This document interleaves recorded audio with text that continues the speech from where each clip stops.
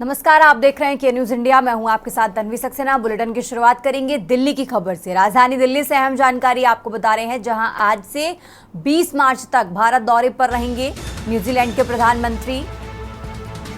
प्रधानमंत्री के रूप में क्रिस्टोफर लक्सन की ये पहली भारत यात्रा होगी। और न्यूजीलैंड के प्रधानमंत्री लुक्सन 16 से 20 मार्च तक भारत दौरे पर रहेंगे। दिल्ली से अहम जानकारी आपको बता रहे हैं, जहां पीएम मोदी के साथ भारत न्यूजीलैंड संबंधों पर इस दौरान चर्चा होगी। 17 मार्च को नई दिल्ली में 10वें रायसीना डायलॉग में शामिल होंगे। उद्घाटन सत्र में मुख्य अतिथि के रूप में वो शामिल होने वाले हैं। आपको बता दें, न्यूजीलैंड के प्रधानमंत्री लुक्सन कार्यक्रम में मुख्य भाषण भी देते नजर आएंगे। और इसी के साथ लक्सन 16 से 20 मार्च तक भारत की आधिकारिक यात्रा पर रहेंगे। तो दिल्ली से खबर आपको बता रहे हैं, राजधानी दिल्ली से अहम जानकारी आपको बता रहे हैं। न्यूजीलैंड के प्रधानमंत्री लुक्सन 16 से 20 मार्च तक भारत दौरे पर रहेंगे। और इस दौरान पीएम मोदी के साथ भारत न्यूजीलैंड के संबंधों पर चर्चा भी की जाएगी। तो दिल्ली से अहम जानकारी आपको बता रहे हैं, राजधानी दिल्ली से।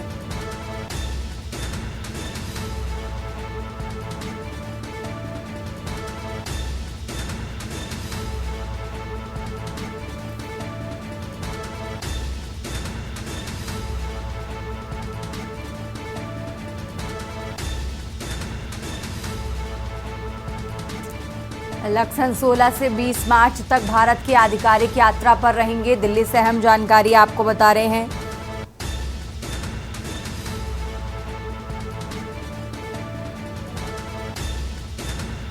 प्रधानमंत्री के तौर पर आपको बता दें, लक्सन की ये पहली भारत यात्रा होगी।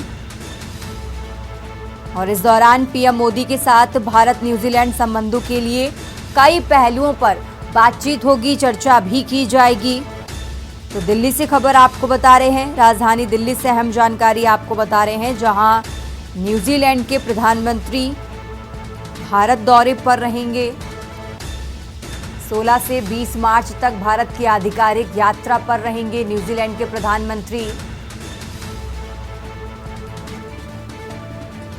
प्रधानमंत्री के तौर पर लक्सन की ये पहली भारत यात्रा होगी। दिल्ली से खबर आपको बता रहे हैं, लक्सन 16 से 20 मार्च तक भारत की आधिकारिक यात्रा पर रहेंगे। पीएम मोदी के साथ भारत न्यूजीलैंड संबंधों पर इस दौरान चर्चा भी की जाएगी। 17 मार्च को नई दिल्ली में 10वें रायसीना डायलॉग में वो शामिल होंगे। उद्घाटन सत्र में मुख्य अतिथि के रूप में वो मौजूद रहेंगे। तो दिल्ली से खबर आपको बता रहे हैं, न्यूजीलैंड के प्रधानमंत्री लक्सन कार्यक्रम में मुख्य भाषण भी देते नजर आएंगे। लक्सन 16 से 20 मार्च तक भारत की आधिकारिक यात्रा पर रहेंगे। प्रधानमंत्री के तौर पर लक्सन की ये पहली भारत यात्रा होगी। दिल्ली से अहम जानकारी आपको बता रहे हैं।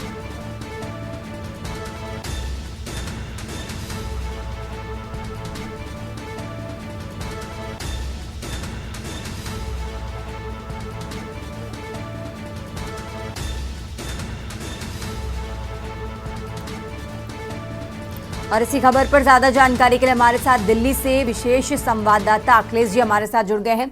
अखिलेश जी, जिस तरीके से जानकारी मिल रही है कि न्यूजीलैंड के प्रधानमंत्री भारत दौरे पर हैं और खबर ये भी है कि उनके साथ एक उच्च स्तरीय प्रतिनिधि मंडल भी आएगा, तो उनके दौरे से जुड़ी क्या कुछ खास बातें जरा दर्शकों को बताएं। अखिलेश जी देखिए, आपको बता दें कि न्यूजीलैंड के प्रधानमंत्री क्रिस्टोफर लक्सन का आज भारत से दौरा शुरू हो रहा है और 16 मार्च से लेकर 20 मार्च तक चलने वाला ये दौरे में न्यूजीलैंड के प्रधानमंत्री क्रिस्टोफर लक्सन के भारत के प्रधानमंत्री नरेंद्र मोदी से मुलाकात होगी। और प्रधानमंत्री क्रिस्टोफर जब भारत के 4 दिन के दौरे पर रहेंगे, 16 से 20 मार्च तक होने वाले दौरे पर उनके साथ एक डेलीगेशन भी आया है, जिसमें उच्च स्तरीय अधिकारी से लेकर सरकार के सहयोगी भी शामिल हैं। और इस दौरान जब भारत की यात्रा पर 4 दिन रहेंगे न्यूजीलैंड के प्रधानमंत्री, उस दौरान प्रधानमंत्री मोदी से जब मुलाकात होगी तो दोनों देशों के बीच में द्विपक्षीय कई समझौते हो सकते हैं। एक दूसरे के साथ राष्ट्रीय अंतर्राष्ट्रीय स्तर पर राजनीतिक कूटनीतिक मामलों में एक दूसरे के साथ खड़े रहने, एक दूसरे के साथ सहयोग देने को लेकर भी द्विपक्षीय वार्ता होगी। और इस वार्ता के दौरान दोनों देश एक दूसरे के साथ व्यापारिक और वाणिज्यिक मामलों में निर्यात आयात पर एक दूसरे के साथ समझौते करेंगे कि ताकि दोनों देशों के अंदर व्यापार को बढ़ावा दिया जा सके और दोनों के जो द्विपक्षीय संबंध है उनको और मजबूत किया जा सके। ये ठीक है अखिलेश जी, आप हमारे साथ बने रहिए, हम आगे भी आपसे अपडेट लेते रहेंगे। और ये दिल्ली से खबर आपको बता रहे हैं, राजधानी दिल्ली से अहम जानकारी आपको बता रहे हैं, जहां 16 से 20 मार्च तक न्यूजीलैंड के प्रधानमंत्री भारत दौरे पर रहेंगे। इस दौरान प्रधानमंत्री नरेंद्र मोदी के साथ भारत न्यूजीलैंड के संबंधों को लेकर चर्चा भी की जाएगी। तो आज से 20 मार्च तक भारत दौरे पर रहेंगे न्यूजीलैंड के प्रधानमंत्री के तौर पर लक्सन की ये पहली भारत यात्रा होगी।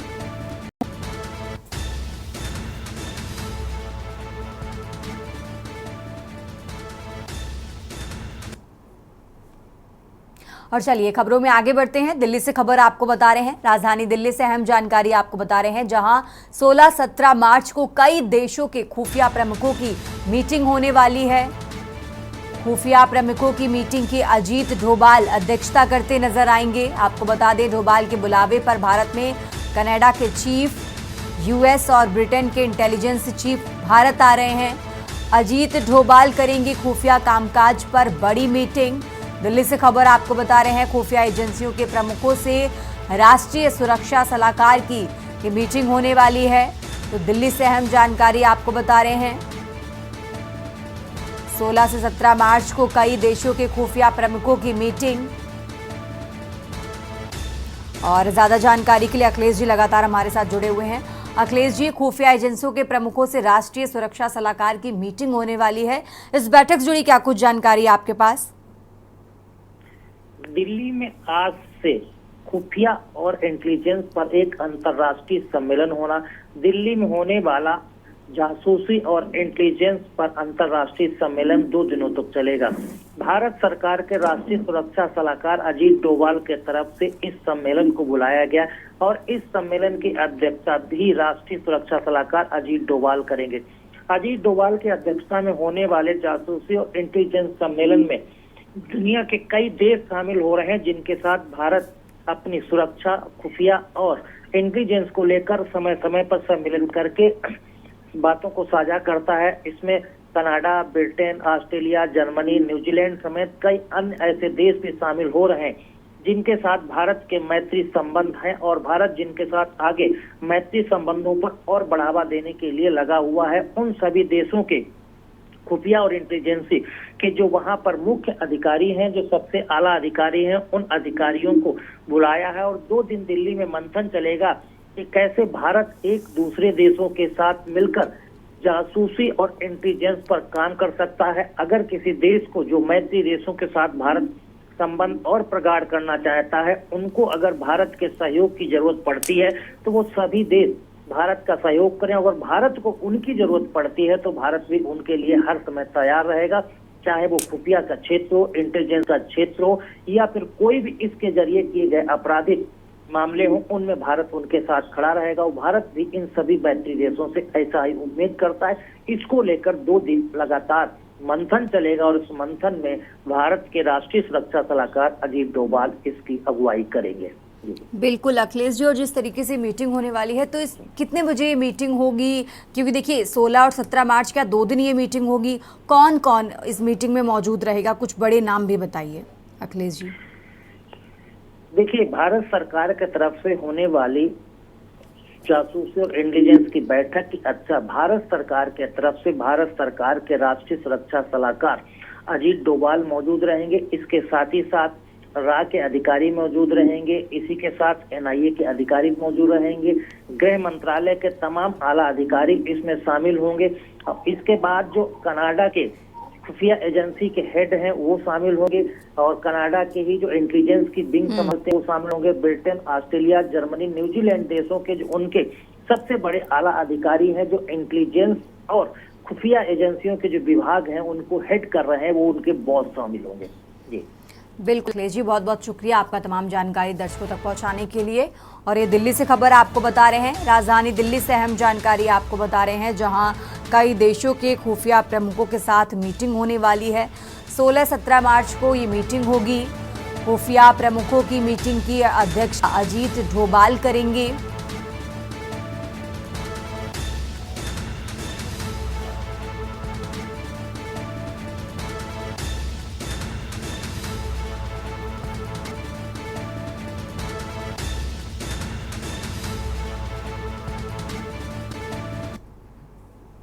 और चलिए खबरों में आगे बढ़ते हैं, बात कर रहे हैं मेरठ की। मेरठ से खबर आपको बता रहे हैं, जहां प्राइवेट यूनिवर्सिटी में खुले में नमाज पढ़ने पर विवाद हुआ।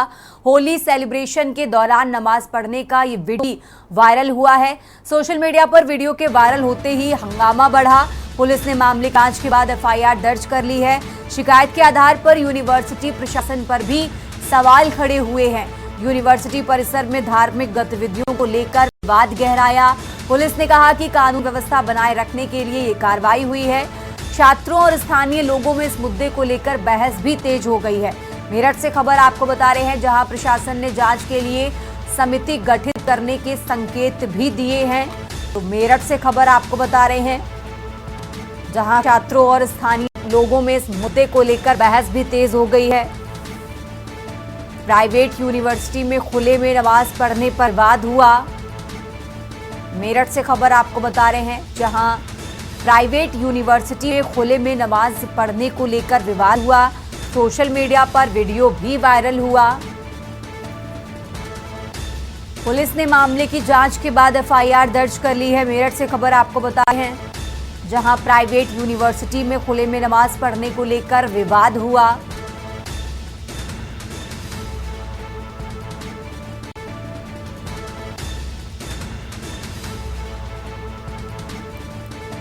मेरठ से खबर आपको बता रहे हैं, जहां फिलहाल प्रशासन ने जांच के लिए समिति गठित करने के संकेत दिए हैं, लेकिन छात्रों और स्थानीय लोगों में इस मुद्दे को लेकर बहस तेज हो गई है।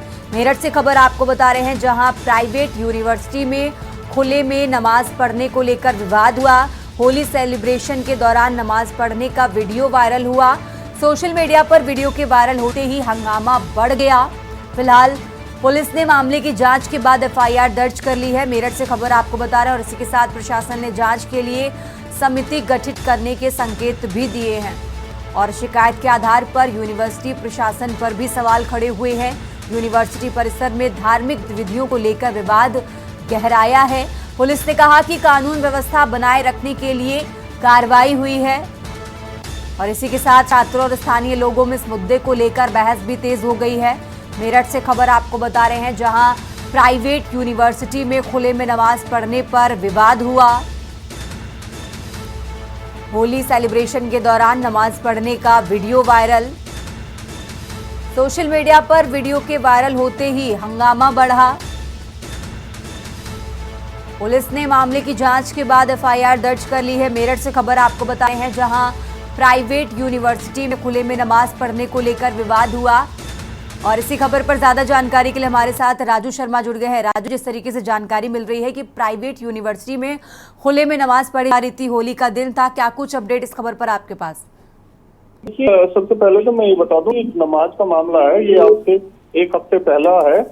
होली के दिन नमाज नहीं पढ़ी जा रही थी, एक हफ्ते पहले का मामला है। होली के दिन इस पूरे मामले में पुलिस ने मुकदमा दर्ज किया है यूनिवर्सिटी प्रबंधन के खिलाफ, और एक युवक है तालिब, उसके खिलाफ मुकदमा दर्ज किया गया है। एक हफ्ते से लगातार नमाज पढ़ने की जो वीडियो है वो सोशल मीडिया पर वायरल हो रही थी, और हिंदू संगठन के जो लोग हैं वो लगातार कार्रवाई की मांग कर रहे थे, क्योंकि जिस तरीके से खुले ग्राउंड में यूनिवर्सिटी के अंदर एक सामूहिक रूप से नमाज पढ़ी जा रही थी, कहीं कहीं हिंदू संगठन इसको लेकर आक्रोशित है और लगातार कार्रवाई की मांग कर रहे थे। कल जब पूरे मामले ने धूल पकड़ा तो उसके बाद पुलिस ने गंगानगर थाने में यूनिवर्सिटी प्रबंधन के खिलाफ और एक युवक है तालिब, जिसने वीडियो ये पूरा वायरल किया था, उसके खिलाफ कल आईटी एक्ट के धाराओं में मुकदमा दर्ज किया है, और अब पूरे मामले की जांच पड़ताल में जुट गई है।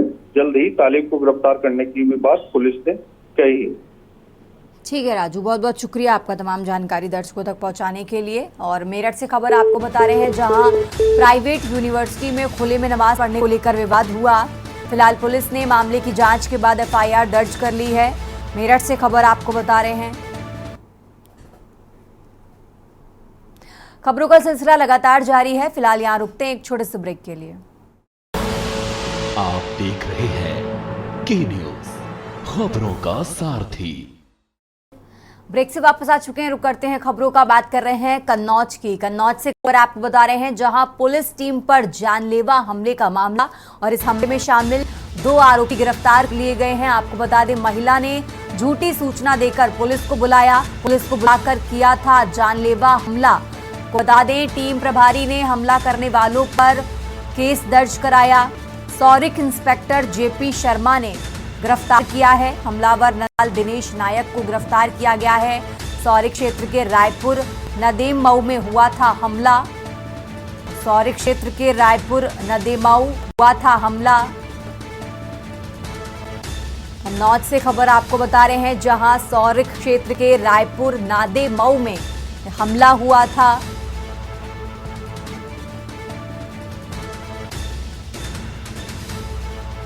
कन्नौज से खबर आपको बता रहे हैं। कन्नौज से अहम जानकारी आपको बता रहे हैं। पुलिस टीम पर जानलेवा हमले का मामला। हमले में शामिल 2 आरोपी गिरफ्तार किए गए हैं।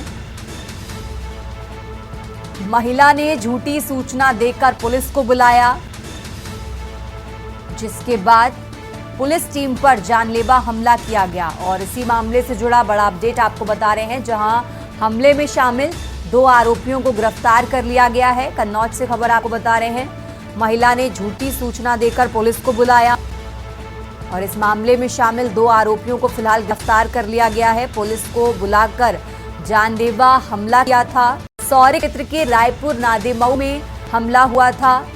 आपको बता दें, सौरिक क्षेत्र के रायपुर नादेमऊ में पुलिस को बुलाकर हमला किया था और फिलहाल इस मामले में शामिल 2 आरोपियों को पुलिस ने गिरफ्तार कर लिया है। महिला ने झूठी सूचना देकर पुलिस को बुलाया, जिसके बाद पुलिस टीम पर हमला किया गया। और इसी मामले से जुड़ा बड़ा अपडेट आपको बता रहे हैं, जहां इस हमले में शामिल 2 आरोपियों को फिलहाल गिरफ्तार कर लिया गया है। कन्नौज से खबर आपको बता रहे हैं, पुलिस टीम पर जानलेवा हमले का मामला।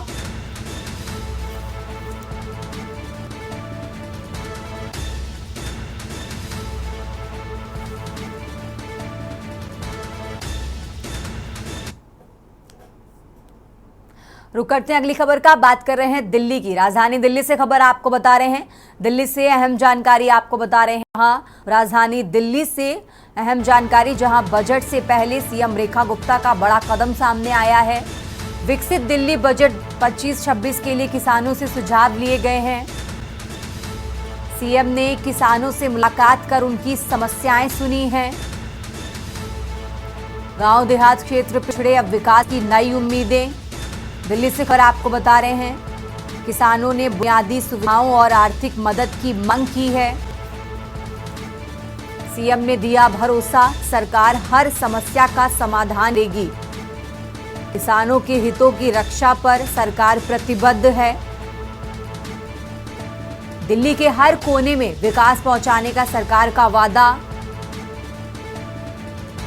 सीएम ने दिया भरोसा, सरकार हर समस्या का समाधान करेगी। सीएम रेखा गुप्ता की तरफ से ये बातें कही गई हैं। साथ ही उन्होंने कहा कि किसानों के हितों की रक्षा पर सरकार प्रतिबद्ध है। दिल्ली के हर कोने में विकास पहुंचाने का सरकार का वादा है। तो दिल्ली के मुख्यमंत्री रेखा गुप्ता की तरफ से तमाम बातें कही गई हैं। बजट 2025-26 में किसानों के लिए अहम घोषणा हो सकती है, क्योंकि बजट से पहले सीएम रेखा गुप्ता का ये बड़ा कदम सामने आया है। और इसी खबर पर ज्यादा जानकारी के लिए हमारे साथ दिल्ली से विशेष संवाददाता अखिलेश जी हमारे साथ जुड़ गए हैं। अखिलेश जी, बजट से पहले दिल्ली की मुख्यमंत्री ने किसानों से मुलाकात की है, तो क्या माना जाए कि बजट में किसानों के लिए बड़े ऐलान हो सकते हैं? अखिलेश जी, देखिए, आपको बता दें कि दिल्ली का बजट आना है और दिल्ली के बजट से पहले दिल्ली की सरकार ने तमाम तैयारियां शुरू कर दी हैं। इसको लेकर दिल्ली की मुख्यमंत्री रेखा गुप्ता खुद अगुवाई करते हुए तमाम तरह के लोगों से मुलाकात कर रही हैं, आर्थिक सलाहकारों से बात कर रही हैं, दिल्ली के विकास से जुड़े हुए लोगों से बात कर रही हैं और खासकर दिल्ली के एक बड़ा इलाका जो ग्रामीण क्षेत्र में आता है, जहां पर अभी भी किसान रहते हैं और खेती किसानी करते हैं, और ग्रामीण क्षेत्र का विकास और गांव का विकास दिल्ली में कैसे हो सके, उसको लेकर दिल्ली के मुख्यमंत्री रेखा गुप्ता ने खुद किसानों के साथ बात की। किसानों से उन्होंने उनकी राय मांगी कि बजट में वो लोग क्या चाहते हैं कि जिससे उनके गांव यानी ग्रामीण क्षेत्र का विकास हो सके, किसानों के हितों की रक्षा कैसे की जा सकती है, किसानों की समृद्धि के लिए सरकार क्या कदम उठा सकती है और उनके किसानी के लिए क्या सुविधाएं हैं जो सरकार की तरफ से वो चाहते हैं। इन तमाम चीजों को लेकर दिल्ली सरकार ने किसानों के एक समूह के साथ बैठक की और बैठक में कहा कि डबल इंजन की सरकार किसानों की समस्याओं का समाधान दिल्ली में करना चाहती है और वो जिस ग्रामीण परिवेश और गांव में रहते हैं वहां का भी विकास करना चाहती है, इसलिए उनके सुझाव चाहती है। और यहाँ तक कहा गया कि जो किसान औद्योगिक क्षेत्र या जो उद्योग लगाने चाहते हैं उनको वो अपनी जमीन देना चाहते हैं, उन शर्तों पर किस तरह की वो चाहते हैं कि कैसी शर्तें हो, तो दिल्ली तरह के औद्योगिक क्षेत्रों के लिए भी बजट में अपनी व्यवस्था करने वाली है। जमीन का जो अधिग्रहण है किसानों को बिल्कुल देखना होगा आने वाले बजट में किसानों के लिए क्या बड़ी घोषणाएं की जाएंगी। अखिलेश जी आप हमारे साथ बने रहिए, हम आगे भी आपसे अपडेट लेते रहेंगे।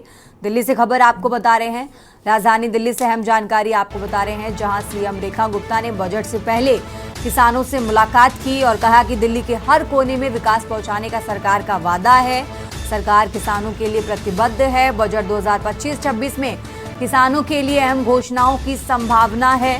दिल्ली से खबर आपको बता रहे हैं, जहां बजट से पहले सीएम रेखा गुप्ता का बड़ा कदम सामने आया है। विकसित दिल्ली बजट 2025-26 के लिए किसानों से सुझाव लिए गए हैं। सीएम ने किसानों से मुलाकात कर उनकी समस्याएं सुनी।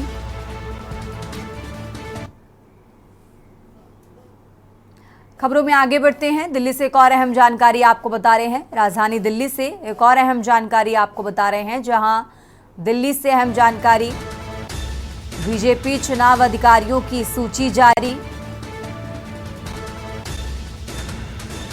राष्ट्रीय चुनाव अधिकारी डॉक्टर लक्ष्मण ने ये पत्र जारी किया है। महेंद्र नागपाल बने दिल्ली बीजेपी के चुनाव अधिकारी।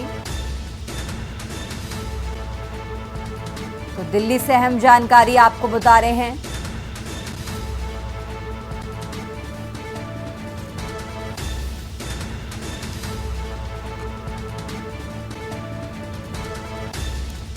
तो दिल्ली से अहम जानकारी आपको बता रहे हैं और इसी खबर पर ज्यादा जानकारी के लिए हमारे साथ अखिलेश जी जुड़ गए हैं। अखिलेश जी, जिस तरीके से जानकारी मिल रही है कि बीजेपी के संगठन पर्व की प्रक्रिया शुरू हो गई है, सूची जारी हुई है, और क्या कुछ अपडेट आपके पास इस खबर पर दर्शकों को बताएं अखिलेश जी। बीजेपी के संगठन पर्व का चुनाव चल रहा है। बीजेपी अपने राष्ट्रीय अध्यक्ष के चुनाव के लिए संगठन पर्व के तहत देश के सभी प्रदेशों में संगठनात्मक चुनावी प्रक्रिया को पूरी कर रही है। दिल्ली में भी प्रदेश में बीजेपी के संगठन पर्व को लेकर संगठन का चुनाव, राष्ट्रीय अध्यक्ष को चुनने के लिए कम से कम 60%। इसी कड़ी में भारतीय जनता पार्टी के जो राष्ट्रीय चुनाव अधिकारी हैं, जिनकी अगुवाई में राष्ट्रीय अध्यक्ष को चुना जाना है, उन्होंने 3 नामों की घोषणा की है जो दिल्ली के संगठन पर्व के अवसर पर दिल्ली के। ठीक है अखिलेश जी, आपकी आवाज़ हम तक ठीक तरीके से नहीं आ रही है। और ये दिल्ली से खबर आपको बता रहे हैं, राजधानी दिल्ली से अहम जानकारी आपको बता रहे हैं, जहां महेंद्र नागपाल बने दिल्ली बीजेपी के चुनाव अधिकारी। तो दिल्ली से अहम जानकारी आपको बता रहे हैं, योगेश अत्री और विजय सोलंकी सह चुनाव अधिकारी नियुक्त किए गए हैं। संगठन पर्व के तहत पार्टी में चुनावी प्रक्रिया तेज हो गई है। राजधानी दिल्ली से अहम जानकारी आपको बता रहे हैं, जहां बीजेपी में आंतरिक चुनाव को लेकर हलचल तेज है।